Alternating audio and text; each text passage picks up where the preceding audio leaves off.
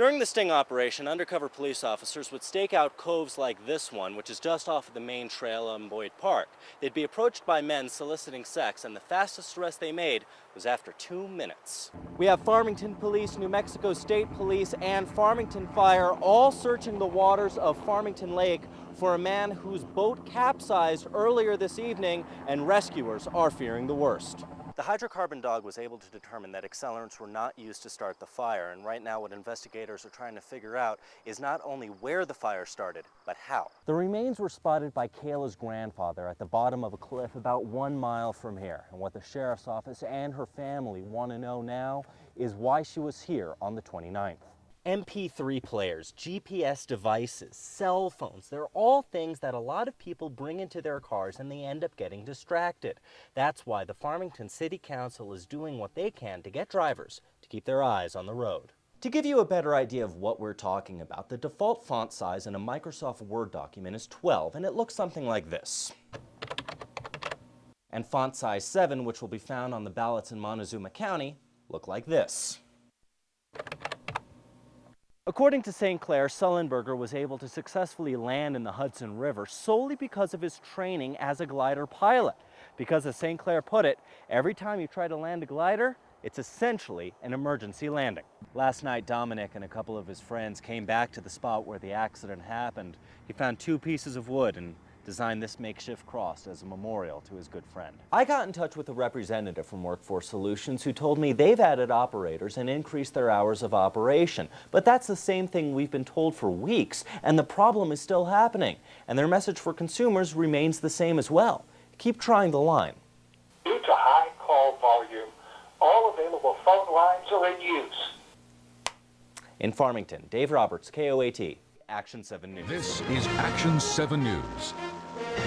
Coverage you can count on.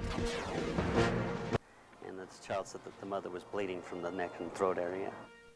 New at 6, a mother murdered right in front of her young children.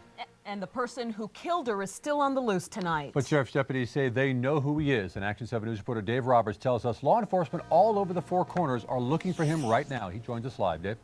Doug, last night at around 7 o'clock, sheriff deputies went to a house in Kirtland where they say that they found what appeared to be box cutters covered in blood. Then later they found a burned out car with a body inside, and right now they are actively looking for a man they say is armed and dangerous. Searching in a ravine about 3 miles north of Kirtland, crime scene investigators look for clues about a murder. San Juan County Sheriff deputies say this man, Anthony Delgado, killed his ex-wife Nova last night after a fight witnessed by their 10-year-old child. And the child said that the mother was bleeding from the neck and throat area. Deputies say that Delgado picked up the dead woman's body and left the house in her car. And that was the last time they were seen.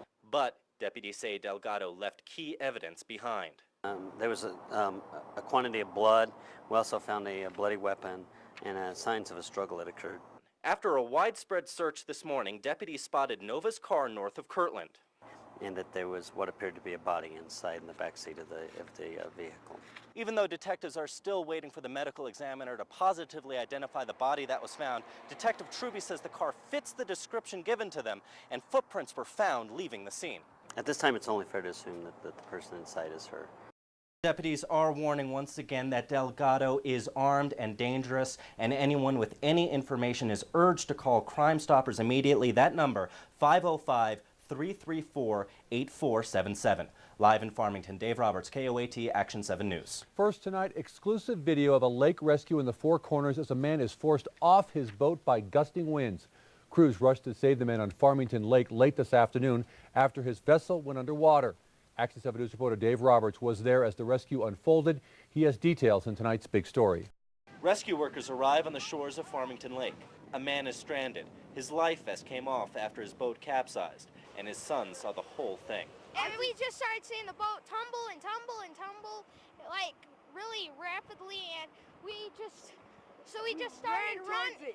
We ran towards it as fast as we could. It's not yet known why Donald Quimby decided to go boating when winds were reaching 50 miles an hour, a likely cause for his boat to capsize.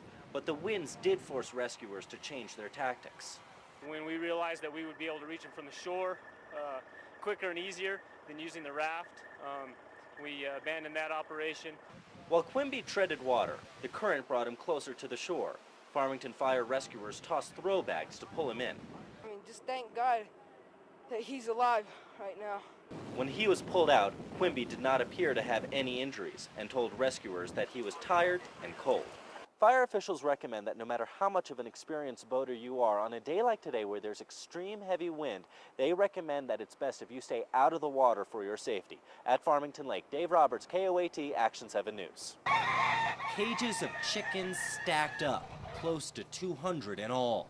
150 of which were roosters and about 50 hens.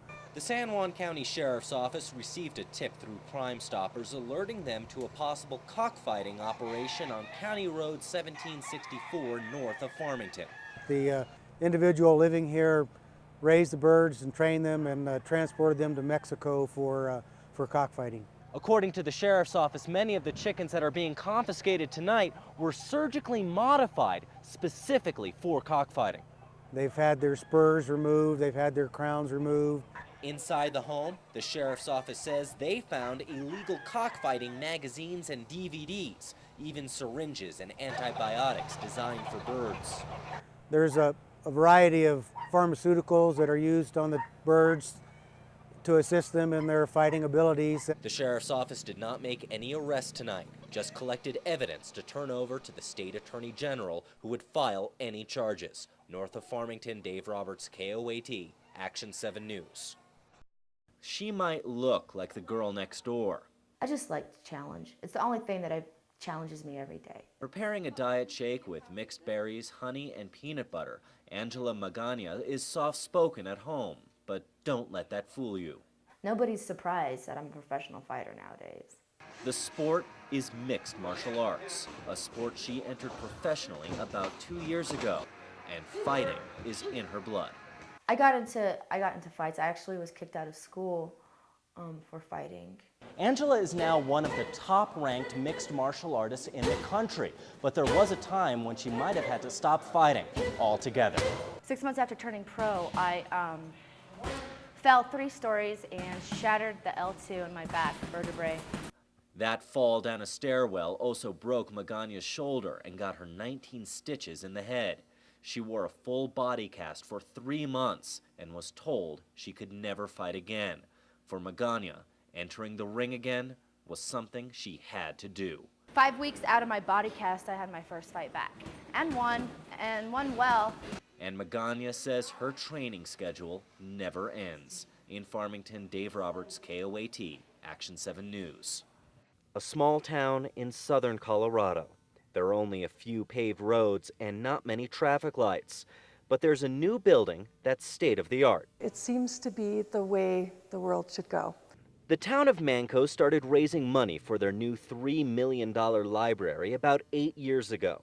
But they didn't just want a new building. We wanted to be a leader in this part of the state, in our community, and in the Colorado Library community also. The carpet is made out of 35% recycled material. These countertops made out of recycled paper.